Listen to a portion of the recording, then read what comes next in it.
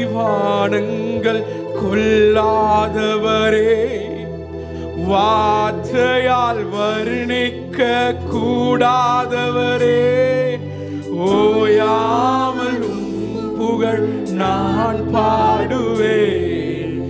என்றுமே என்றுமே என்றென்றுமே.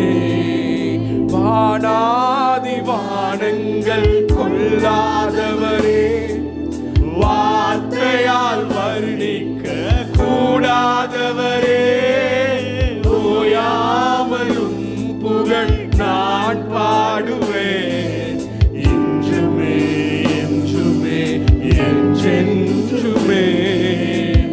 ஹல்லேலூயா ஹல்லேலூயா ஆமென். ஹல்லேலூயா ஹல்லேலூயா ஆமென். ஹல்லேலூயா ஹல்லேலூயா ஆமென். ஹல்லேலூயா ஹல்லேலூயா ஆமென். பரலோக கவனத்தை ஈர்க்க வேண்டுமே, அப்பாவும் கண்களில் கிருபை வேண்டுமே, எப்போதும் என் அருகில் நீர் வேண்டுமே. நீர் வேண்டும் நீர் வேண்டும் நீர் வேண்டுமே. பரலோக கவனத்தை ஈர்க்க வேண்டுமே, அப்பாவும் கண்களில் கிருபை வேண்டுமே, எப்போதும் என் அருகில் நீர் வேண்டும் நீர் வேண்டும் நீர் வேண்டும் நீர் வேண்டும் நீர் வேண்டுமே. ஹல்லேலூயா ஹல்லேலூயா ஆமென் ஆமென். ஹல்லேலூயா ஹல்லேலூயா ஆமென். ஹல்லேலூயா ஹல்லேலூயா ஆமென். ஹல்லேலூயா ஹல்லேலூயா ஆமென். விலகாத பிரியாத உம் சமூகமே, அதுதானே நிரந்தர சுதந்திரமே. வேறொன்றும் வேண்டாம், நீர் போதுமே. நீர் போதும், நீங்க மாத்திரம் போதும் சொல்லுவோமா? நீர் போதுமே. விலகாத விலகாத பிரியாத உம் அவருடைய சமூகம் மாத்திரம் போதும், அதுதானே நிரந்தர சுதந்திரமே. வேறொன்றும் வேண்டாம், நீர் போதுமே. நீர் போதும் எப்போதும் நீர் போதுமே. எல்லா கரங்களையும் உயர்த்தி ஹல்லேலூயா ஹல்லேலூயா ஆமென். ஹல்லேலூயா ஹல்லேலூயா ஆமென். ஹல்லேலூயா ஹல்லேலூயா ஆமென். ஹல்லேலூயா ஹல்லேலூயா ஆமென். சொல்லுமா இன்னொரு வாட்டி.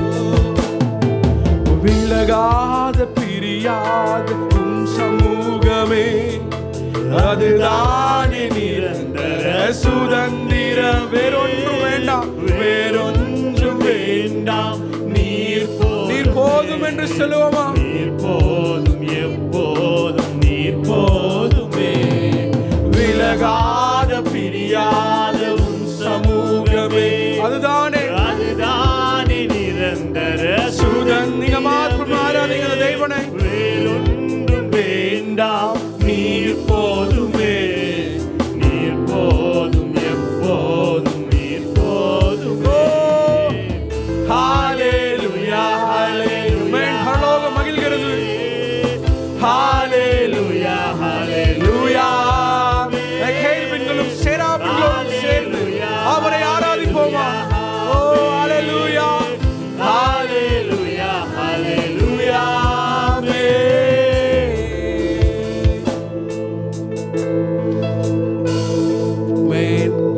அவர் நல்லவர், அவர் சர்வ வல்லமையுள்ள தேவன். உண்மையாய் அவரை ஆராதிப்போமா? ஆவியே ஆவியே மழையாக பொழியும். Yes Lord. ரபால ரஷாதா ரபா பாபா. ஓ மழையாக பொழியும் ஆவியே, பனி போல பெய்யும் பரிசுத்தரே. பரிசுத்த ஆவியானவர் நம்ம மத்தியில் இருக்கிறார். அவரை உணர்வோமா, அவரை பற்றிக் கொள்வோமா, அவரை சார்ந்து வாழ்வோமா? பரிசுத்தரே மழையாக பொழியும் ஆவியே, ஆவியே, ஆவியே மழையாக பொழியும் ஆவியே, ஆவியே, ரிபால ரஷே ஹந்தர பாபா ரிகபலரே. மென்மையானவரே, மேகஸ்தம்பமே, மென்மையானவரே, மேகஸ்தம்பமே, மேகஸ்தம்பமே, ஊற்று தண்ணீர், ஊற்று தண்ணீர், ஜீவநாதி. Yes Lord, ஊற்று தண்ணீர், ஜீவநாதி, ஆனந்த தைலமே, ஆனந்த தைலமே, ஆமென். ஆனந்த தைலமே, பனி போல பெய்யும், பனி போல பெய்யும் பரிசுத்தரே மழையாக. மழையாக பொழியும். அந்த மழையை உணர்வீங்களா? அந்த மழையை பெற்றுக் கொள்வீங்களா? பனி போல பெய்யும் பரிசுத்தரே மழையாக பொழியும் ஆவியே. யுத்தங்கள் யுத்தங்கள் செய்பவரே, யோதானை பிளந்தவரே,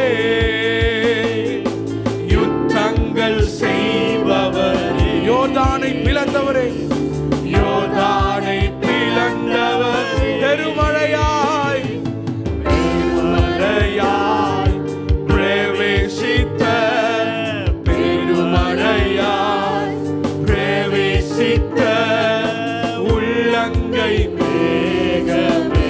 Yes Lord, உள்ளங்கை மேகமே, ஆவியே, ஆவியே, ஆவியே மழையாக பொழியும் ஆவியே, ஆவியே, ஆவியே, ஆவியே மழையாக பொழியும் ஆவியே என்று சொல்லுவோமா? ஆவியே, ஆவியே மழையாக பொழியும் ஆவியே, பனி போல பெய்யும் பரிசுத்தரே மழையாக பொழியும் ஆவியே, பனி போல பெய்யும் பரிசுத்தரே மழையாக பொழியும் ஆவியே. கரங்களை உயர்த்தி ஆவியே, ஆவியே மழையாக பொழியும் ஆவியே, ஆவியே, ஆவியே மழையாக பொழியும் ஆவியே. கர்த்தருடைய பரிசுநாமத்துக்கு ஸ்தோத்திரம். கர்த்தாவே, இந்த வேலைக்காக நன்றி செலுத்துகிறோம். கர்த்தாவே, என்னை மறைத்து நீர் வெளிப்பட வேண்டுமாய் கேட்குறோம். இந்த வார்த்தை நேரத்தை ஆசீர்வதித்தாங்க. எல்லா துதி கன மகிமை ஒருவருக்கே செலுத்துகிறோம். இயேசுவின் நாமத்தில் கேட்குறோம் பிதாவே, ஆமேன். Price Lord. ஸோ ஒரு சின்ன மெசேஜ் இன்னைக்கு. ஸோ உங்கள் எல்லாத்துக்கும் பென்சில் தெரியும்ல? பென்சில் தெரியும்ல? எதுக்காக யூஸ் பண்ணுவீங்க? எழுதுறதுக்காக யூஸ் பண்ணுவீங்க. ஸோ எப்படி யூஸ் பண்ணுவீங்க? ஸோ நீங்கள் கை பிடிக்காமல் அதை எழுதிருமா? ஸோ பென்சில் மட்டும் தானாக எழுதுமா? எழுதாது இல்லையா? ஸோ அதே மாதிரி தான். ஸோ பார்த்தீங்க அப்படின்னா நம்ம எல்லாருமே எப்படி இருக்கோம்? கர்த்தரோட கரத்தில் ஒரு பென்சிலை போல் இருக்கும். நம்மளால் ஏதாவது தானாக பண்ணிட முடியுமா? கண்டிப்பாக பண்ணிட முடியாது. ஸோ ஆனால் வந்து ஒருத்தர் வந்து ஒரு பென்சில் எடுக்கிறாங்க அப்படின்னா அவங்க அந்த பென்சில் வச்சு எழுதலாம், வரையலாம், அடிக்கலாம், கரெக்ட் பண்ணலாம், எரேஸ் பண்ணலாம், எல்லாமே பண்ணலாம் இல்லையா? ஸோ அதே போல் தான் ஒரு பென்சில் வந்து தானாக வந்து எப்படி அதால் எதுவுமே பண்ண முடியாதோ அதே மாதிரி நம்மளும் ஆண்டவராகிய இயேசு கிறிஸ்து இல்லைன்னா எதுவுமே பிரயோஜனமான காரியங்கள் நம்மளால் சுயமாக கண்டிப்பாக பண்ண முடியாது. ஸோ இது வச்சு தான் நான் எனக்கு ஒரு சின்ன மெசேஜ் கொடுக்க போகிறேன். ஒரு ஃபியூ பாயிண்ட்ஸ், ஒரு 6 பாயிண்ட்ஸ் மாதிரி நான் எடுத்திருக்கேன். ஸோ நான் ஷேர் பண்ணுறேன், நீங்கள்லாம் கொஞ்சம் உற்சாகமாக கவனிக்கலாம். ஓகே, ஸோ நான் சொன்ன மாதிரி இந்த உலகத்தில் இருக்க ஒவ்வொருத்தரும் கர்த்தர் வந்து ஒரு நோக்கத்தோடு தான் படைச்சிருப்பார். Not only living beings but also non living things.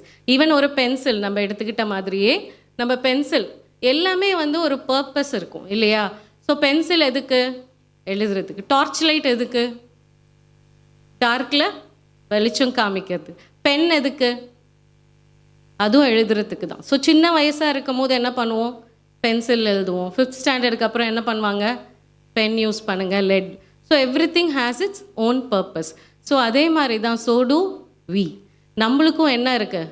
ஒரு நோக்கம் இருக்குது. ஸோ நம்ம ஒவ்வொருத்தருக்கும் ஒரு நோக்கத்தோட கர்த்தர் வந்து இந்த பூமிக்கு அமைச்சிருப்பார். ஸோ நம்மளோட ஃபஸ்ட் திங் என்ன அப்படின்னா நம்மளோட நோக்கம் என்ன அப்படின்றத நம்ம வந்து கேட்டு தெரிஞ்சுக்கணும். ஸோ இந்த சிறு வயதுலேருந்தே நீங்கள் வந்து அதை எய்ம் பண்ணி நீங்கள் வந்து அது கர்த்தர் இடத்துல கேட்கும்போது உங்கள் வாழ்க்கையோட அந்த வழி நடத்தல் வந்து ரொம்ப அற்புதமாக இருக்கும். இப்போ உங்களுக்கு புரியாது. ஆஃப்டர் 10 or 15 இயர்ஸ் நீங்கள் வந்து எப்படி நம்ம வாழ்க்கை நம்ம வந்து கடந்து வந்தோம் அப்படின்னு பார்க்கும்போது நீங்கள் வந்து நன்றி சொல்வீங்க, அவ்வளோ நன்றி சொல்வீங்க. இப்போ நான்லாம் வந்து அப்படி தான், சின்னதில் தெரியல, ஆனால் இப்போது நினச்சி நாங்கள் நன்றி சொல்லிகிட்ருக்கோம் பெரியவங்கெல்லாம். ஸோ அதுதான். ஸோ நான் சொன்ன மாதிரி எல்லாத்துக்கும் ஒரு பர்பஸ் இருக்குது. ஸோ எரேமியா 29:11 யாராவது இங்கிலீஷில் வாசித்தாலும் சரி, தமிழில் வாசித்தாலும் சரி.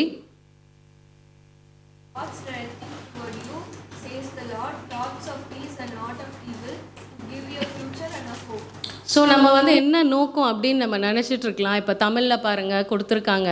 ஸோ நீங்கள் எதிர்பார்த்திருக்கும் முடிவை உங்களுக்கு கொடுக்கும்படி நான் உங்கள் பேரில் நினைத்திருக்கிற நினைவுகளை அறிவேன் என்று யார் சொல்கிறா? அம்மா அப்பா சொல்கிறாங்களா? எப்படி? கர்த்தர் சொல்கிறார். ஏன்னா வந்து நம்ம சில பேர் வந்து இப்போ அம்மா அப்பாலாம் வந்து நம்ம மூட் அவுட்டாக இருக்கோம் அப்படின்னா என்ன சொல்லுவாங்க? என்னாச்சு இன்னைக்கு ஸ்கூலில், என்னாச்சு இன்னைக்கு வேலையில், ஏன் டல்லாக வந்திருக்க, யாராவது ஏதாவது சொல்லிட்டாங்களா அப்படின்னு கேட்பாங்க. சில டைம் வந்து நீங்கள் உங்கள் விஷயத்த உங்களுக்குள்ளேயே வச்சுக்கிட்டிங்கன்னா யாரும் வந்து ரீட் பண்ண முடியாது இல்லையா? சில டைம் அம்மா அப்பாவே மிஸ் பண்ணிடுவாங்க. கரெக்டாக? நான் சோகமாக இருக்கேன், என்னை டிஸ்டர்ப் பண்ணாதீங்கன்னா, அப்படியா நீ சோகமாக இருக்கியா, நீ அப்செட்டாக இருக்கியா அப்படின்னு சொல்லி கேட்பாங்க. ஸோ ஆனால் வந்து கர்த்தர் பாருங்கள், நம்மளோட நினைவுகள் எல்லாம் அறிந்திருக்கிற தேவன். நம்ம எதிர்பார்த்துட்ருக்கிற முடிவை வந்து நம்மளுக்கு கொடுக்கிற தேவன். ஸோ அது எல்லாமே என்னது? தீமைக்காக அல்ல. அது எப்படி வருது? அந்த முடிவு வரும்போது சமாதானத்துக்கு ஏதுவான நினைவுகளே. ஸோ இன்னர் பீஸ் அப்படின்னு சொல்லுவாங்கள்ல, ஒன்று கிடச்சிருச்சு அப்படின்னா நம்மளுக்கு வந்து உள்ளுக்குள்ளே ஒரு சந்தோஷமும் நிம்மதியும் சமாதானமும் இல்லைன்னா வெளியில் எப்படி சிரிச்சிட்டு எப்படி இருந்தாலும் என்னாகும்? அந்த எண்ட் ஆஃப் த டே வீட்டுக்கு போய் படுக்கும் பொழுது டிஸ்டர்பிங் மைண்டாக தான் இருக்கும். கரெக்டாக? நிம்மதியாக தூங்க முடியாது. ஸோ அதனால் வந்து நம்ம பர்பஸ் என்னன்னு தெரிஞ்சுட்டு அதுக்கு ஏற்ற வகையில் நம்ம வந்து நம்மளோட வாழ்க்கையை கொண்டு போகணும். ஸோ நெக்ஸ்ட்டு பார்த்திங்க அப்படின்னா இப்போ ஒரு பென்சில் இருக்குது, ஓகேங்களா? அது வந்து ஒரு நல்லவங்க கையில் கொடுத்தா எப்படி இருக்கும், கெட்டவங்க கையில் கொடுத்தா எப்படி இருக்கும்? ஸோ நல்லவங்க கையில் கொடுக்கும் பொழுது அவங்க என்ன பண்ணுவாங்க? நல்ல விஷயங்களை எழுதுவாங்க. அதே ஒரு கெட்டவங்க கையில் கொடுக்கும் பொழுது அவங்க வந்து ஒருத்தரை பற்றி தப்பாக எழுதலாம், அசிங்கமாக எழுதலாம், அடுத்தவங்க கஷ்டப்படும்படியாக அந்த வார்த்தைகள் இருக்கலாம். ஸோ அதனால் வந்து you have to be in the right hand. நம்ம எப்பயுமே வந்து நம்ம கரெக்டான ஆளுங்க கூட இருக்கணும், நம்ம கரெக்டான ஒருத்தர் கரத்தில் இருக்கணும். நம்ம வந்து கரெக்டான ஒருத்தர் கரத்தில் இருக்கணும் அப்படின்னா அது யாரோட கரமாக இருக்கும்? தேவனுடைய கரத்தில் தான் இருக்கணும். So we have to be in the right hand. நான் அதுக்கு ஒரு வசனம் சொல்லிடுறேன். நீதிமொழிகள் 3:5-6. ஸோ பார்த்தீங்க அப்படின்னா நம்ம ஒவ்வொருத்தரும் வந்து நம்ம எவ்ரிடே லைஃப்பில் வந்து நிறைய பேரைய நம்புவோம். ஸோ உங்கள் ஃப்ரெண்ட்ஸை நம்பலாம், உங்கள் வேலைகள் மீட் பண்ணுற ஆட்களை நம்பலாம். ஆனால் அவங்க எல்லாமே வந்து ட்ரூவாக தான் அவங்களோட இருக்காங்களா? அவங்கள நம்ம நம்பி இதை பண்ணலாமா அப்படின்னா சில டைம் நிறைய பேர் வந்து நிறைய எக்ஸ்பீரியன்ஸ் பண்ணியிருப்பாங்க. இவங்களை நம்பி நான் போனேன், ஆனால் இந்த மாதிரி ஆயிடுச்சு அப்படின்னு சொல்லுவாங்க. ஸோ அதனால் வந்து உன் சுய புத்தியின் மேல் சாயாமல் உன் முழு இருதயத்தோடும் கர்த்தரில் நம்பிக்கையாக இருந்து. ஸோ அதனால் வந்து நம்மளுக்கு வந்து என்ன தாட்ஸ் நம்மளுக்கு ஃபஸ்ட்டு வந்தாலும் கூட நம்ம வந்து நம்ம சுய புத்தியின் போல் செல்லாமல் நம்ம வந்து கர்த்தரிடத்தில் ஆலோசனை கேட்டு அவரோட காரியங்களை நம்ம பெற்றுக்கொண்டு அவர் இதுக்காக வந்து இந்த காரியத்துக்கு அவர் சித்தமா அப்படின்னு சொல்லி நம்ம பெற்றுக்கொண்டு நம்ம நோக்கத்தை நோக்கி நம்ம போகணும். ஸோ அதுக்கு வந்து நம்ம ஒரு கரெக்டான கரத்தில் இருக்கணும். அப்போ நம்ம தேவனோட கரத்தில் நம்மளை வந்து வச்சுக்கணும். ஸோ அதுக்கு நம்ம எப்படி தகுதி உள்ளவங்களாக மாறணும் அப்படின்னு சொல்லி நம்மளை தகுதிப்படுத்திக்கணும். ஸோ அடுத்ததாக பார்த்தீங்க அப்படின்னா இப்போ ஒரு புது பென்சில் எடுத்தோன்னே எப்படி இருக்கும்? ஸோ இப்போ டிஃப்ரெண்ட் கைண்ட்ஸ் ஆஃப் பென்சில்ஸ் வருது இல்லையா? Micro tip pencil, circle pencil, இப்போ ட்விஸ்டட் பென்சில், ட்ரையாங்கிள் பென்சில். எனக்கு ஸ்டேஷ்னரினா ரொம்ப க்ரேசி. ஸோ நான் கடைக்கு போனேன்னா எப்போ பார்த்தாலும் புது ஸ்டேஷ்னரிஸ் என்ன வருதோ நான் வாங்கிக்குவேன். சின்ன பசங்களோட வேலை பார்க்குறனால ஸோ எவ்ரி டைம் மார்க்கெட்டில் என்ன நியூவாக வருதோ அதை வாங்கி ட்ரை பண்ணுவேன். ஏன்னா இப்போ இருக்க ஜென்ரேஷன் ஆஃப் கிட்ஸ் என்ன பண்ணுவாங்க, அந்த காலம் மாதிரி நட்ராஜ் பென்சில் அதெல்லாம் கொடுத்தா 2 நாள் எழுதுவாங்க, அப்புறம் போட்டு போயிடுவாங்க. ஸோ அதனால் கலர்ஃபுல்லாக கொடுக்க வேண்டியதாக இருக்குது. ஸோ அதனால் டிஃப்ரெண்ட் பென்சில்ஸ் வந்து நான் ட்ரை பண்ணுவேன். ஸோ அப்போ என்ன இருக்கும், புதுசாக பார்க்கும் போது ஷார்ப் பண்ணி நீட்டாக அந்த கிளாஸ்க்கு ரெடியாக வச்சுருப்பேன். ஸோ எழுத என்ன ஆகும், வரைய எழுத டிப் என்ன ஆகிடும், ஷார்ப்னஸ் வந்து போயிடும் இல்லையா? ஸோ அந்த ஷார்ப் பண்ணும் போது நல்லா இருக்குமா? நம்மளை யாராவது உள்ளே போட்டு சுற்றினா எப்படி இருக்கும்? It would be painful, right? So அது மாதிரி தான் ஷார்ப்பனிங் வந்து பென்சிலுக்கு தேவை. ஷார்ப் பண்ணாமல் அது ஒரு அழகான ஹேண்ட் ரைட்டிங் கொடுத்துருமா? ஷார்ப் பண்ணாத பென்சிலை யாராவது எடுப்பாங்களா? நம்ம வந்து பென்சில் வந்து ஷார்பன் பண்ணலை அப்படின்னு சொன்னால் அது வந்துட்டு யாருமே யூஸ் பண்ண முடியாது. நம்ம வந்து சொல்லுவோம், எங்கே என்னப்பா நீங்கள் மற்ற சத்தியம் தெரியாத ஜனங்க கிட்ட கேட்டாங்க நான் எப்படி இருக்கீங்க அப்படின்னு கேட்டால் அவங்க என்ன சொல்லுவாங்க, நல்லா இருக்கோம், வச்சு படுத்துறார், நம்ம வாழ்க்கையில் விளையாடுறார். அந்த மாதிரி தான் அவங்க சத்தியம் தெரியாதவங்க சொல்லுவாங்க. பட் ஆனால் நம்ம என்ன சொல்லுவோம், அவர் கிருபை எங்களை நடத்துது, இது வந்து ஒரு அதிசயமான தேவன், இந்த நேரத்தில் இப்படி நடக்க வேண்டியதாக இருந்தது, அவரோட கிருபைக்கு அளவே இல்லை, இரக்கத்துக்கு முடிவே இல்லை அப்படின்னு சொல்லி நம்ம நன்றி செலுத்துவோம். கரெக்டாக? ஸோ அந்த ஷார்ப்பனிங் அப்படின்றது வந்து பெயின்ஃபுல்லாக இருந்தாலும் it is very very necessary for the pencil. ஏன்னா வந்து அது ஷார்ப்பாக இல்லை அப்படின்னா அதை வச்சு யாருமே எழுத முடியாது. ஸோ அதனால் நம்ம வாழ்க்கையில் உபத்திரவன்றது கண்டிப்பாக வந்து அது வந்து கஷ்டமான ஒரு ஃபேஸாக இருந்தாலும் it is very very necessary. நம்ம அதனால தான் என்னது, நம்ம அதை மேற்கொண்டு இன்னும் கர்த்தரோட அன்பை ருசி பார்க்கறதுக்கு ஒரு சான்ஸ், இன்னும் ஒரு ஸ்டெப் ஃபார்வர்டாக நம்ம வந்து நம்ம ஃபெய்த்தில் மேலே போகலாம். கரெக்டாக இல்லையா? ஸோ ஒரு நான் உபத்திரவப்பட்டது நல்லது அப்படின்னு சொல்லி வசனம் சொல்லுது. ஸோ நீங்கள் வந்துட்டு பார்த்தீங்க அப்படின்னா யாக்கோபு 1:2-4 நம்ம எடுத்துக்கலாம். யாராவது கூட வாசிக்கலாம். பலவிதமான சோதனைகளில் அகப்படும் போது உங்கள் விசுவாசத்தின் பரீட்சையானது பொறுமையை உண்டாக்கும் என்று அறிந்து அதை மிகுந்த சந்தோஷமாக எண்ணுங்கள். நீங்கள் ஒன்றிலும் குறைவுள்ளவர்களாய் இராமல் பூரணராயும் நிறைவுள்ளவர்களாயும் இருக்கும்படி பொறுமையானது பூரண கிரியை செய்ய கடவது. ஆமென். ஸோ பென்சில் வந்து திருவும் போது எப்படி அது அப்படியே ஸ்மூத்தாக கொடுக்கும் இல்லையா? ஸோ நம்ம உபத்திரவப்படும் போது கண்டிப்பாக புலம்பல்ன்றது இல்லாமல் இருக்காது. ஆனால் வசனம் சொல்லுது பொறுமையானது பூரண கிரியை செய்ய கடவுது. ஸோ அதனால் வந்து நம்ம அந்த உபத்திரவ டைமில் எந்த அளவுக்கு வந்து நம்ம பொறுமையை காத்துக்கிறோம், எந்த அளவுக்கு ஆண்டவர் மேலே நம்மளோட விசுவாசத்தை வந்து வைக்கிறோம் அப்படின்றது தான். ஸோ ஸோ ஒரு பென்சில் வந்து ஷார்பன் பண்ணி எப்படி வந்து அது நல்ல ஷார்ப்பாக அடுத்தவங்களுக்கு வந்து யூஸ்ஃபுல்லாக போகுதோ, நம்ம வந்து கர்த்தரிடத்துக்கு நம்மளை வந்து அர்ப்பணிக்கும் போது கண்டிப்பாக உபத்திரவன்றது இல்லாமல் இருக்காது.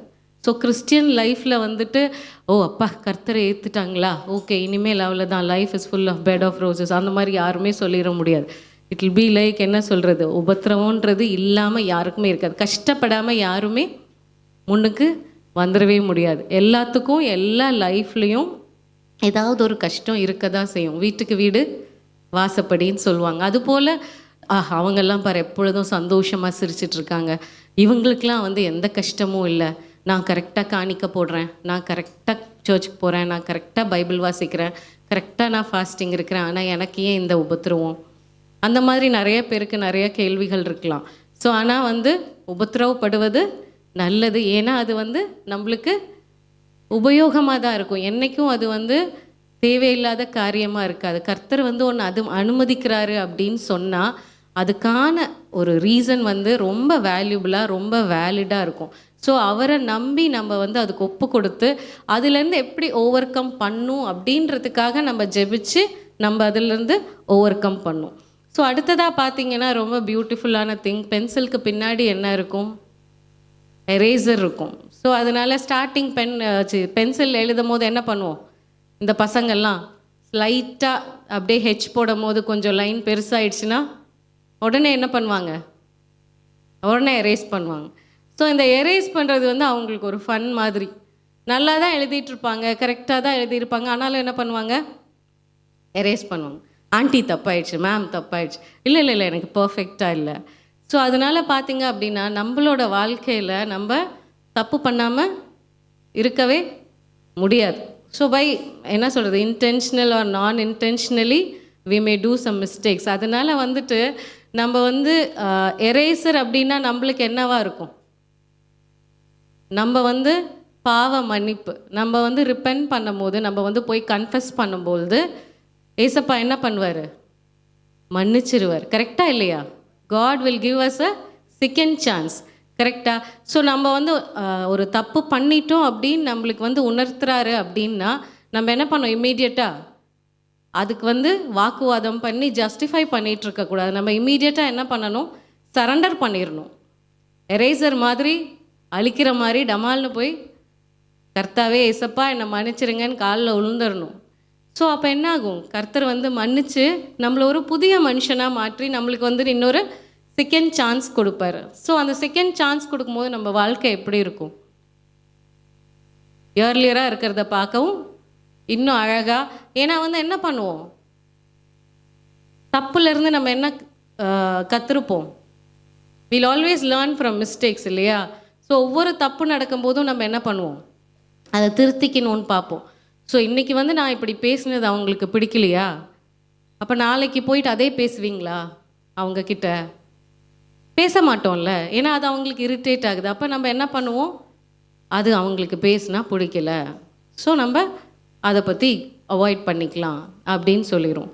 ஸோ இது இந்த மாதிரி பேசுகிறது வந்து அவங்களுக்கு ஹர்ட் ஆகுது அப்படின்னு சொன்னால் நம்ம என்ன பண்ணணும், நெக்ஸ்ட் டே நம்ம வந்து அதை அவாய்ட் பண்ணிக்கணும். அந்த மாதிரி அவங்களுக்கு ஓகே, அவங்களுக்கு அது ஹர்ட் ஆகுது, அவங்களுக்கு அது தப்பாக தெரியுது அப்படின்னா நம்ம தப்புன்னு தெரிஞ்சு அதை பண்ணலாமா, ஸோ பண்ணக்கூடாது. அந்த மாதிரி தப்பு பண்ணிட்டு போய் மன்னிப்பு கேட்கக்கூடாது, பின் விளைவுகள் அது இருக்கலாம். ஓகே, ஸோ அதனால் வந்து ஒரு எரேசர் போல் நம்ம வந்து நம்ம ஏசப்பா வந்து நம்ம பண்ணுற தப்புகளை, நம்ம பண்ணுற குற்றங்களை, நம்ம பண்ணுற மீறுதல்களை எல்லாமே அவர் என்ன பண்ணுவார், மன்னிக்க வல்லவராக இருக்கிறார். ஏன்னா அவரோட இரக்கத்துக்கு முடிவே இல்லை. ஸோ அடுத்ததாக பார்த்தீங்க அப்படின்னா பென்சில் எவ்வளோ அழகாக இருந்தாலும் என்ன பிரயோஜனம்? ஸோ நான் சொன்னேன்ல, ட்ரையாங்குலர் பென்சில் வரும், கலர்ஃபுல் பென்சில் வரும், எப்படி வேணால் பென்சில் இருக்கலாம். ஆனால் எது ரொம்ப முக்கியம், உள்ளே இருக்க அந்த லெட் தான் முக்கியம் இல்லையா? Watts inside matters the most. So நம்ம வந்து எப்படி வேணால் இருக்கலாம், நம்ம வந்து அழகாக இருக்கலாம், அசிங்கமாக இருக்கலாம், டாலாக இருக்கலாம், ஷார்ட்டாக இருக்கலாம், குண்டாக இருக்கலாம், ஒல்லியாக இருக்கலாம், வெளியில் ரொம்ப அப்படியே ரொம்ப நல்லவங்களாக இருக்கலாம். பட் ஆனால் உள்ளான மனுஷன் எப்படின்றது தான் தேவன் பார்க்குறாரு.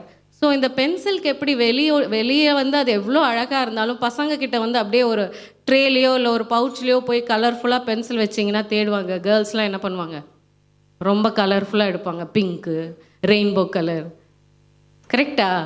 ஸோ பாய்ஸ்லாம் என்ன பண்ணுவாங்க, ஏதாவது டார்க் கலர், பிளெயின் கலர், அந்த மாதிரி.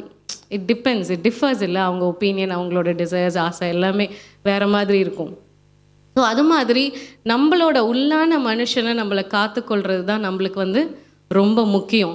ஸோ நம்ம வந்து யாரை வெளிப்படுத்துகிறோம், இங்கே யாரை ரெப்ரசன்ட் பண்ணியிருக்கோம்? ஏசப்பாவை தான் ரெப்ரசன்ட் பண்ணியிருக்கோம். அப்போ வந்து நம்ம ஏசப்பாவை ரெப்ரசன்ட் பண்ண போகிறோம், இல்லை நம்ம ஒரு இடத்துல இருக்கிறோம், அவரை தான் ரெப்ரசன்ட் பண்ணி இருக்கிறோன்னா நம்ம என்ன வெளிப்படுத்தணும்? ஆவியின் கனிகள். அன்புன்னு யாரோ சொன்னாங்க, பிரைஸ் லார்ட். ஸோ ஆவியின் கனிகள் தான் நம்ம வெளிப்படுத்தணும். கலாத்தியர் 5:22-23 வாசிக்கலாம். கனியோ அன்பு, சந்தோஷம், சமாதானம், நீடிய பொறுமை, தயவு, நற்குணம், விசுவாசம், சாந்தம், இச்சையடக்கம், இப்படிப்பட்டவைகளுக்கு விரோதமான பிரமாணம் ஒன்றும் இல்லை. இது ஒரு வார்த்தையாக படிக்கும் போது ரொம்ப சிம்பிளாக இருக்குல்ல. அன்பு, சந்தோஷம், சமாதானம், இல்லை? ஆனால் அன்பு செலுத்துறது எவ்வளோ கடினமான விஷயம். ஒரு சண்டைன்னு வந்துட்டால் நம்ம போய் திரும்ப அடுத்தவங்க கிட்ட அன்பு செலுத்துறதுக்கு எவ்வளோ கஷ்டமாக இருக்குது, இல்லை? அந்த ஈகோ எப்படி இடிக்குது. நான் போனேன், ஹாய் சொல்லலான்னு போனேன், அவன் அப்படி திரும்பிட்டு இருந்தா, இவன் இப்படி திரும்பிட்டு இருந்தான், அப்புறம் நான் ஏன் சொல்லணும்? நான் அதனால் வந்துட்டேன். நான் ட்ரை பண்ணேன் தான், ஆனால் நான் வந்துட்டேன். ஏன்னா அவங்க எனக்கு ரெஸ்பாண்ட் பண்ணல. ஐ ஆம் ரைட் ஃப்ரம் மை சைட். நான் வந்து நான் போய் நின்றுட்டேன், நான் போய் பேசலான்னு தான் போனேன். ஆனால் வந்து அவங்களுக்கு பேச இஷ்டம் இல்லை, நான் வந்துட்டேன். இனிமேல் நான் என்ன பண்ணுறது? இதெல்லாம் கர்த்தருக்கு தெரியும். நம்ம ஒருத்தரை பார்க்குறோம், அவங்க வந்து திரும்பி பேசும்போது நம்மளுக்கு அந்த வார்த்தை வந்து சுருன்னு உள்ளே போய் என்ன சொல்லுவாங்க, சுருன்னு ஏறிடுச்சு எனக்கு அப்படின்னு சொல்லுவாங்க இல்லையா? அது போய் அந்த நர்வை கிளிக் பண்ணி விட்ருவோம். அப்புறம் என்ன ஆகும்? டெம்பர் லூஸ் பண்ணிடுவாங்க, வேர்ட்ஸ் கண்ட்ரோல் இருக்காது. வார்த்தையை விட்டுட்டா திரும்ப எடுக்க முடியுமா? கண்டிப்பாக முடியாது. எவ்வளோ ஹர்ட்ஃபுல்லாக போய் முடியும். ஸோ அப்போ என்ன ஆகிடும்? அந்த இடத்துல சந்தோஷமும் போயிடும், சமாதானமும் போயிடும். ஸோ இதெல்லாம் இந்த ஒரு வார்த்தையும் வந்து ரொம்ப சிம்பிளாக தான் இருக்குது. இப்போ இச்சையடக்கம் அப்படின்னு பார்த்தீங்கன்னா இப்போ இருக்க ஜென்ரேஷனுக்கு வந்து எவ்வளோ டஃப்பான ஒரு வேர்டு. அது எப்படி வந்து இந்த நாங்கள்லாம் வந்து வளரும் போது இவ்வளோ டிஸ்ட்ராக்ஷன்ஸ் கிடையாது. இப்போ வந்து உங்கள் கையிலேயே எல்லாமே இருக்குது. ஸோ நினச்சா எப்படி வேணால் இருக்கலாம், கரெக்டா? ஸோ அந்த இச்சை அடக்கம் அப்படின்றது நம்மளாக ட்ரெயின் பண்ணி நம்மளாக கொண்டு வரவே முடியாது. ஆவியானவரோட ஹெல்ப் இல்லாமல் நம்ம அதை வந்து கண்டிப்பாக வந்து ஓவர் கம் பண்ணவே முடியாது. ஸோ இந்த ஆவியின் கனிகள் வேணும் அப்படின்னா நம்ம முழுமையாக நம்ம கர்த்தரத்தில் ஒப்பு கொடுத்து ஆவியானவரோட ஹெல்ப்போடு தான் நம்ம வந்து நம்ம லைஃப்பில் வந்து அதை ரிஃப்ளெக்ட் பண்ண முடியும். ஸோ ஜஸ்ட் லைக் தட் வந்து ஓகே நான் சர்ச்சுக்கு வரேன், நான் வந்து ஜெயசப்பாவோட புள்ள அப்படின்னு சொல்லிட்டு நான் அன்பாக தான் இருப்பேன் அப்படின்னா எல்லா டைமும் உங்களால் அப்படி இருக்க முடியுமான்னா கண்டிப்பாக it will be a no. ஆவியானவர் இல்லை, சுயமாக உங்களால் எப்படி காமிக்க முடியும், உங்களால் ரிஃப்ளெக்ட் பண்ண முடியும்னா கண்டிப்பாக முடியாது. ஸோ அதனால் வந்து watts inside matters the most. So நீங்கள் வெளியில் எப்படி வேணால் இருக்கலாம், ஆனால் வந்து உங்களை ஜட்ஜ் பண்ணும் போது உங்களோட மனசு, உங்கள் மைண்ட் வந்து உங்களுக்கு தெரியும் இல்லையா? ஸோ அதனால் வந்து வெளிப்புறமாக எப்படி இருந்தாலும் உள்ளுக்குள்ளே நீங்கள் எப்படி இருக்கிறீங்க. ஸோ ஆண்டவர் வந்து என்ன எதிர்பார்க்குறாரு? ஓகே நீங்கள் இப்படி பயங்கரமான கார் வச்சுருக்கீங்களா, ஓகே நீங்கள் பயங்கரமான வேலையில் இருக்கீங்களா, சூப்பர், ஓகே இவன் என் புள்ளப்பா, நான் இந்த பிள்ளையை தேர்ந்தெடுத்துக்கிறேன், உடனே இவங்களை ரசிக்கிறேன், அப்படி பண்ணுறாங்களா ஏசப்பா? இல்லை. உண்மையாக யார் வந்து மனம் திரும்பி அவர் பாதத்தில் வந்து கண்ணீரோடு நிற்கிறாங்களோ அவங்களுக்கு தான் அந்த ரட்சிப்பு, கரெக்டாக? சும்மா வந்து வெளியரங்கமாக வந்து நிற்கிறவங்களுக்கு அது கண்டிப்பாக கிடைக்காது. ஸோ இப்போ நீங்கள் எல்லாம் இங்கே உட்காந்துருக்கோம் அப்படின்னா அது எவ்வளோ பெரிய கிருபை, கரெக்டாக? ஸோ அது மாதிரி தான் நம்மளுக்கு வந்து நம்ம அந்த உள்ளான மனுஷன் அப்படின்றத நம்ம எவ்ரிடே வந்து காலையில் அவர் கிருபையை வாங்கி நம்ம அதை வந்து சுத்தப்படுத்திக்கணும்.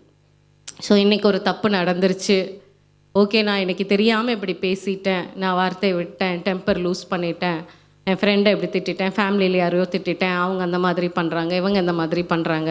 ஸோ எவ்ரிடே ஹசிலில் வந்து அது நிறைய வரும். ஸோ ஆனாலும் வந்துட்டு நம்ம எவ்ரிடே நைட்டு தூங்குறதுக்கு முன்னாடி நம்ம கன்ஃபெஸ் பண்ணி கடவுள் உணர்த்துறாரு அப்படின்னா கண்டிப்பாக நம்ம சரண்டர் பண்ணி அதுக்கு மன்னிப்பு கேட்டுட்டிங்கன்னா அதில் வர பீஸ் வேறு. அதுக்கப்புறம் வந்து அந்த கில்ட் வந்து உங்களை டிஸ்டர்ப் பண்ணவே பண்ணாது. அவன் அப்படி பேசிட்டான், இவன் அப்படி பேசிட்டான், நீ இன்னும் பேசலை அப்படின்ற அந்த கில்ட்டே இருக்காது. ஸோ ஆவியானவர் வந்து என்ன பண்ணிடுவார், ஏசப்பா வந்து ஒரு பாவத்தை மன்னிச்சாருன்னா அப்படி பக்கத்துலேயே வச்சிடுறாரா? கரெக்ட். ஸோ நம்ம போய் அதெல்லாம் பார்க்க முடியாது, எங்கே இருக்குன்னே பார்க்க முடியாது. ஸோ அதனால் வந்துட்டு நம்மளோட தாட்ஸ் எல்லாமே மாறிடும், அது பக்கமே போகாது. அது யாரால் கொடுக்க முடியும் அப்படின்னா ஏசப்பாவால் தான் முடியும். ஸோ கடைசியாக பார்த்தீங்க அப்படின்னா இந்த பென்சில் எடுத்து நம்ம எழுதுகிறோம். ஸோ நம்ம வந்து பியூட்டிஃபுல்லாக ஏதாவது எழுதுகிறாங்க, அது டக்குன்னு மறந்துடுமா? உங்களுக்கு ஒரு பர்த்டே கார்டு கொடுக்குறாங்க. அந்த காலத்துலலாம் நாங்கள் வந்து 10th 12th காலேஜிலலாம் வந்துட்டு ஆட்டோகிராஃப் புக் வச்சுருப்போம். நீங்கள் இந்த ஜென்ரேஷன் எத்தனை பேர் யூஸ் பண்ணுறாங்கலாம் எனக்கு தெரில. ஸோ அதில் வந்து பிரிய போகிறாங்க அப்படின்னா எல்லா பியூட்டிஃபுல் மெமரிஸ் விஷஸ் வந்து அதில் எழுதி கொடுப்பாங்க. ஸோ அந்த நோட் வந்து ரொம்ப நாளாக பத்திரமா வச்சுருப்போம். இன்னும் கூட என்கிட்டலாம் இருக்குதுன்னு நினைக்கிறேன். ஸோ அது மாதிரி பார்த்திங்கன்னா அந்த பென்சில் வந்து it leaves a mark.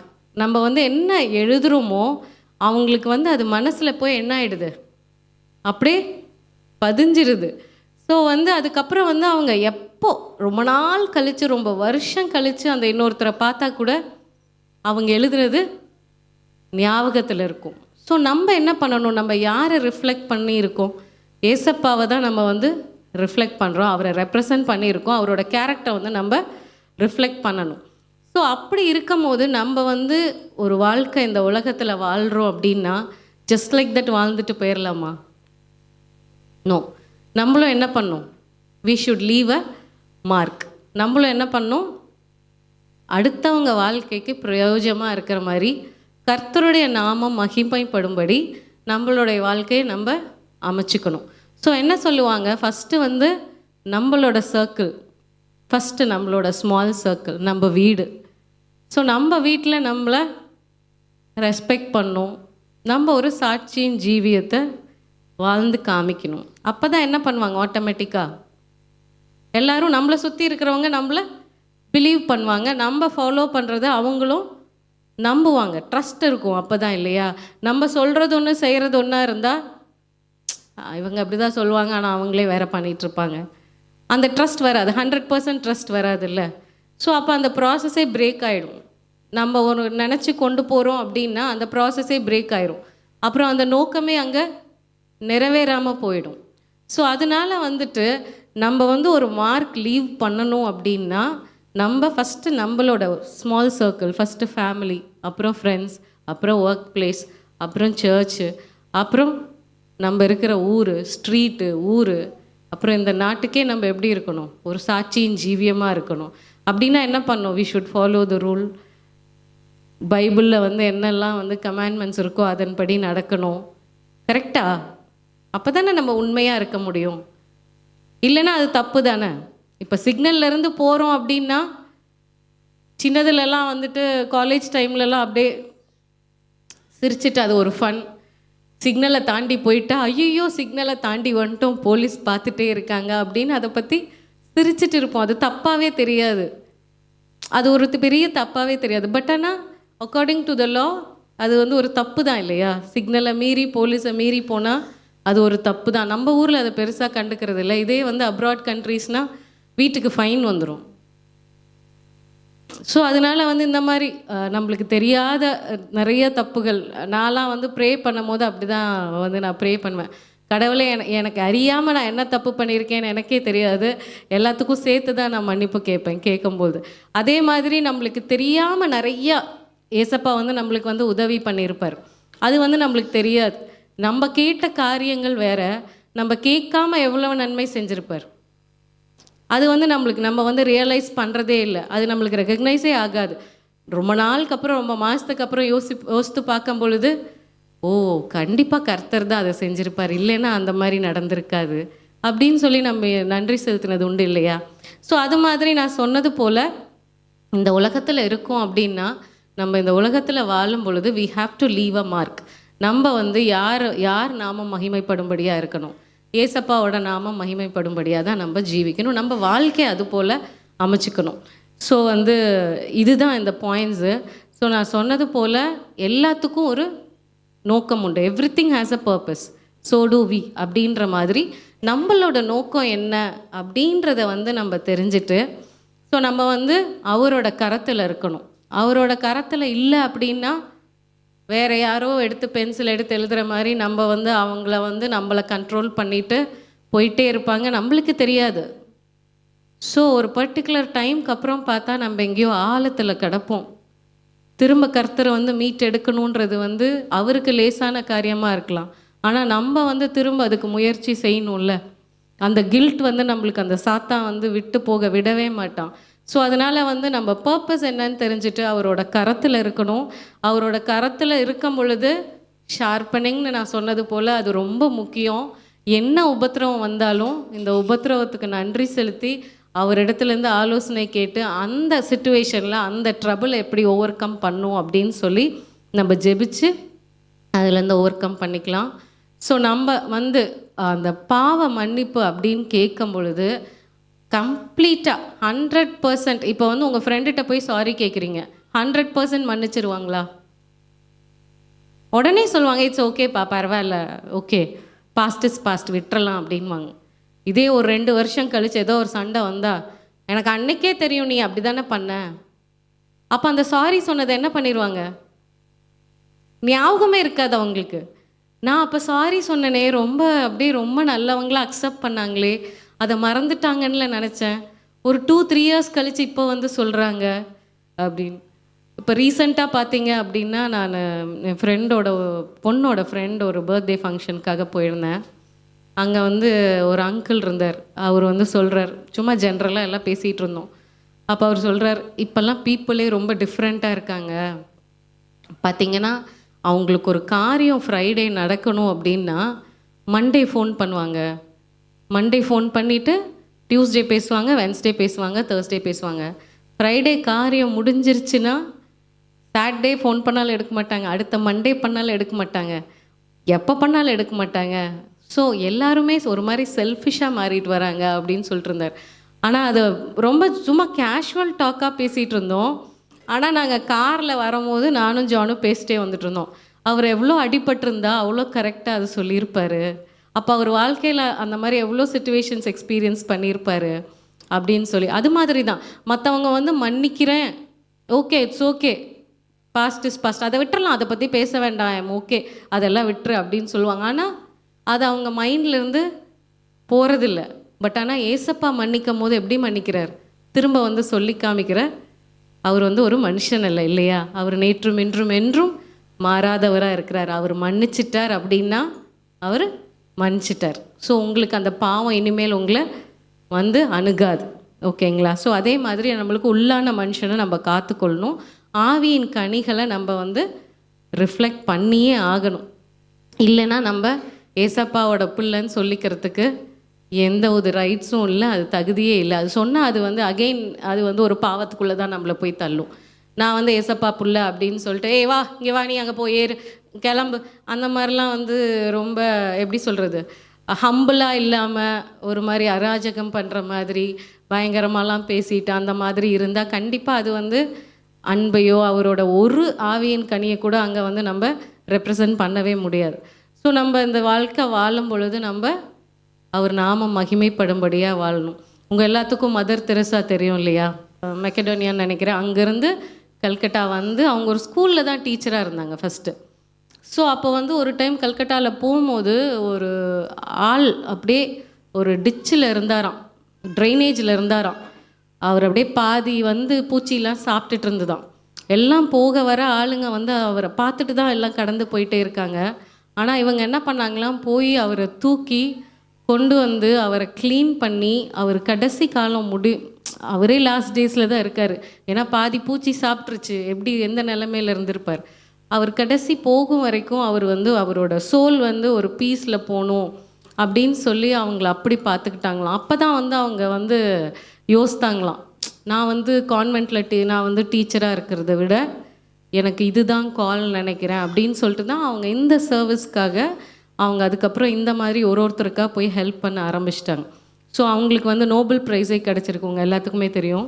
So அப்போ வந்து ஒரு ரிப்போர்ட்டர் வந்து கேட்டாராம், இந்த மாதிரி போய் எப்படி நீங்கள் வந்து இவ்வளோ அன்பாக இருக்கீங்க எல்லாத்துட்டையும், எப்படி வந்து நீங்கள் இவ்வளோ ஹெல்ப் பண்ணுறீங்க, எப்படி சிக் பீப்புளை வந்து நீங்கள் இவ்வளோ நல்லா பார்த்துக்கிறீங்க, எல்லோரும் வந்து போய் தொடுறதுக்கே வந்து யோசிக்கிறாங்க, நீங்கள் எதையுமே யோசிக்காமல் எப்படி போய் இப்படியெல்லாம் பண்ணுறீங்க அப்படின்னோடனே அவங்க ரொம்ப ஹம்பிளாக ஜென்டிலாக ஸ்மைல் பண்ணிட்டு சொன்னாங்களாம், I am just a little pencil in the hand of the God அப்படின்னு சொன்னாங்களாம். ஸோ அது மாதிரி வந்து அவர் தான், நான் வந்து ஜஸ்ட் அ பென்சில் தான், அவர் தான் எல்லாமே நினைக்கிறாரு, அவர் தான் எல்லாமே எழுதுறாரு, நான் இங்கே இருக்கிறது நான் வந்து அவரோட அன்பை வந்து பிரதிபலிக்கிறேன், நான் வந்து அவரை வந்து நான் ஒரு பென்சிலாக நான் அவர்கிட்ட நான் சப்மிட் பண்ணிட்டேன், அவர் தான் என்னை எழுதுறாரு, அவர் தான் என்னை இயக்குறாரு, நான் வந்து அவரோட ஒரு சின்ன அன்பை தான் நான் வந்து வெளிப்படுத்துகிறேன், இதில் ஒன்றுமே இல்லை அப்படின்னு சொன்னாங்களாம். ஒரு பெரிய வார் நடக்கும் பொழுது ஒரு 37 குழந்தைங்க நினைக்கிறேன், I'm not sure about the number, எத்தனையோ குழந்தைங்க வந்து அங்கே ஒரு ஹாஸ்பிட்டலில் மாட்டிக்கிட்டாங்க. ஸோ எல்லோரும் வார் நடக்குதுன்னா ரியல் வார் எப்படி இருக்கும்? அப்போ வந்து மதர் தெரசா மட்டும் யாருமே முன்னுக்கு வரல, இந்த மாதிரி அங்கே குழந்தைங்க மாட்டிக்கிட்டாங்க, ஆனால் வந்து யார் போய் அதை மீட்டெடுக்கிறது அப்படின்னு சொல்லிட்டு அவங்க வந்து யாருமே வந்து அதுக்கான ஒரு ஸ்டெப் எடுத்து போகவே மாட்டேன்றாங்க. ஏன் அப்படின்னா அங்கே இருக்கவங்களெல்லாம் அனாதை குழந்தைங்க, அவங்களுக்கு கேட்குறதுக்கு யாருமே இல்லை. ஆனால் வந்து மதர் தெரசாக்கு இது தெரிஞ்சோடனே அவங்க வந்து நேராக அவங்க 2-3 அசிஸ்டன்ஸ் எல்லாம் கூப்பிட்டுட்டு நேராக அந்த லீடர்ஸ்டே போய் பேசினாங்களாம். 2 நாட்டோட லீடர்ஸ்டையும் போய், ஒரு நாள் நீங்கள் எனக்காக இந்த வாரை ஸ்டாப் பண்ணுங்கள், ஜஸ்ட் 1 டே நீங்கள் ஸ்டாப் பண்ணுங்கள். அவங்க எதுக்கு ஸ்டாப் பண்ணணுன்னு கேட்டாங்களாம். ஸோ அவங்க ஹம்பிள்னஸ், அவங்க சொன்ன பதில் வந்து அவங்களுக்கு அந்த ஒரு நாள் இவங்க என்ன சொன்னாங்களாம், கடவுள் வந்து அந்த குழந்தைங்கள வந்து ஒரு நோக்கத்தோடு படைச்சிருப்பார், அந்த நோக்கம் வீணாக போயிடக்கூடாது, அந்த குழந்தைங்கள நான் காப்பாற்றணும், அதுக்காக தான் வந்திருக்கேன். உங்களுக்கு என்ன அவ்வளோ முக்கியமாக அந்த குழந்தைங்க? நம்மளுக்கு வேணால் அது முக்கியம் இல்லாமல் இருக்கலாம், ஆனால் ஆண்டவரோட கையில் அந்த ஒவ்வொரு குழந்தையும் ஒரு நோக்கத்தோடு, அது ஒரு பொக்கிஷம் அவருக்கு, அதனால் நான் கண்டிப்பாக போய் நான் அந்த குழந்தைங்கள கூட்டிகிட்டு தான் வரணும். அவங்க இந்த சொன்ன பதிலிருந்து அந்த 2 லீடர்ஸுமே ஒரு நாள் கம்ப்ளீட்டாக வார் ஸ்டாப் ஆயிடுச்சான். ஸோ இவங்க உங்களுக்கு தெரியும்ல, அவங்க ரொம்ப சிம்பிளாக ஒரு ஒயிட் சாரீ தான் கட்டியிருப்பாங்க இல்லையா. ஸோ அந்த ஒரு 4 பேரோ 6 பேரோ அவங்க போய் அந்த ஹாஸ்பிட்டலில் இருக்க மொத்த குழந்தைங்களையும் கூட்டிகிட்டு வந்திருக்காங்க. நெக்ஸ்ட் டேலேருந்து வார் தான். ஆனால் வந்து அவங்களோட அந்த ஹம்பிள்னஸ், அவங்க வந்து எப்படி ஆண்டவரோட அந்த ஆவியின் கனிகளை வந்து எப்படி வெளிப்படுத்தி அவங்க வந்து ஒரு லைஃப் லீட் பண்ணாங்க அப்படின்றத பார்த்தீங்கன்னா, அந்த ஒரு விஷயத்துக்காக தான் அந்த 2 லீடர்ஸுமே அன்றைக்கி ஒரு நாள் சமாதானமாக இருக்க அவங்க ஒப்புக்கொண்டாங்க. அதுபோல் தான். ஸோ நம்மளும் வந்து நம்மளை வந்து சப்மிட் பண்ணிடணும். ஸோ நான் ஒரு பென்சில் தான், என்னை வந்து ஒரு பென்சிலை நான் உங்ககிட்ட ஒப்படைக்கிறேன்ப்பா, நீங்கள் என்னை எப்படி எப்படி ஷார்பன் பண்ணுமோ நீங்கள் ஷார்பன் பண்ணி, நான் வந்து மற்றவர்களோட வாழ்க்கையில் இன்னும் அவங்க வாழ்க்கை அழகுபடுத்தும்படியாக நீங்கள் வந்து என்னை எழுத வைங்க அப்படின்னு சொல்லி நீங்கள் வந்து சப்மிட் பண்ணலாம். ப்ரே பண்ணிடலாமா? கத்தாவே ஸ்தோத்திரம்ப்பா, இந்த நாளுக்காக கத்தாவே நன்றி செலுத்துகிறோம். கத்தாவே இந்த வேலையை நிற்கூட்டிக்கு வந்த பிள்ளைகளுக்காக நன்றி செலுத்துகிறோம் ராஜா. கத்தாவே நாங்கள் ஒரு மனமாக இந்த நேரத்தில் கத்தாவே நாங்கள் அனைவரும் உம்மிடத்தில் எங்களை ஒப்பு கொடுக்குறோம். கத்தாவே ஒரு பென்சிலை போல் நாங்கள் ஒப்பு கொடுக்குறோம்ப்பா. கத்தாவே அந்த மதர் தெரசாவை நீர் எப்படி சந்தித்து கத்தாவே நீர் உம்மை ஆவியின் கனிகளை அவர்கள் கற்றுக் கொடுத்தீரோ, எங்களுக்கும் நீர் கற்றுக் கொடுக்கும்படியாக கேட்குறோம்ப்பா. உமக்கு அது லேசான காரியம் சுவாமி. நாங்கள் ஒவ்வொருவரும் கத்தாவே என்ன ஆவியின் கலிகை வெளிப்படுத்த வேண்டும், எப்படி நாங்கள் வெளியில் போய் உம்முடைய ரெப்ரசன்ட் பண்ண வேண்டும் என்று நீங்கள் கற்றுத்தரும்படியாக கேட்குறோம்ப்பா. கத்தாவே நாங்கள் எங்களை முழுவதுமாய் அர்ப்பணிக்கிறோம். கத்தாவே உம்முடைய ஆளுகை எங்கள் மேல் இருப்பதாக. கத்தாவே ஆவியானவர் தாமே எங்களோடு இருப்பவராக. கத்தாவே எங்களோடு இருந்து கத்தாவே எங்களுடைய வார்த்தைகளை ஆசீர்வதிக்கும்படியாக கேட்குறோம். கத்தாவே நாங்கள் பேசும் பொழுது எந்த விதத்திலையும் கத்தாவே அடுத்தவர்களை கத்தாவே ஹர்ட் பண்ணாதபடி கத்தாவே இப்போ நாங்கள் கேட்ட வார்த்தையின்படி உம்முடைய கரத்திலே நாங்கள் இருக்க நீங்கள் உதவி செய்ய வேண்டுமாய் கேட்குறோம்ப்பா. நீங்கள் என்ன நோக்கத்தோடு எங்களை கத்தாவே இந்த பூமியில் வைத்திருக்கிறீரோ அந்த நோக்கம் நிறைவேறத்தக்கதாய் நாங்கள் எங்களை தகுதிப்படுத்தும்படியாய் நீங்கள் கத்தாவே உங்கள் கரத்தில் எங்களை வைக்கும்படியாய் கேட்குறோம்ப்பா. ஸ்தோத்திரம். கத்தாவே எங்களுக்கு என்ன உபத்திரம் வந்தாலும் கத்தாவே உம்மிடத்திலிருந்து ஆலோசனை கேட்டு கத்தாவே ஆலோசனை தருகிற தேவன் தாமே எங்களை ஆளுகை செய்வதாக. உம்முடைய ஆலோசனை கேட்டு நாங்கள் கத்தாவே அந்த பிரச்சனையை மேற்கொள்ள நீங்கள் உதவி செய்யுங்கப்பா. உம்முடைய இரக்கத்திற்கும் அளவிற்கும் முடிவே இல்லை கத்தாவே. நாங்கள் ஒவ்வொரு நாளும் கத்தாவே உம்முடைய கிருபையை பெற்று கத்தாவே அந்த நாளை நாங்கள் கடந்து செல்ல நீங்கள் கிருபை பாராட்டுங்க. எல்லா துதிகன மகிமை ஒருவருக்கே செலுத்துகிறோம். இயேசுவின் நாமத்தில் கேட்கிறோம் பிதாவே, ஆமென்.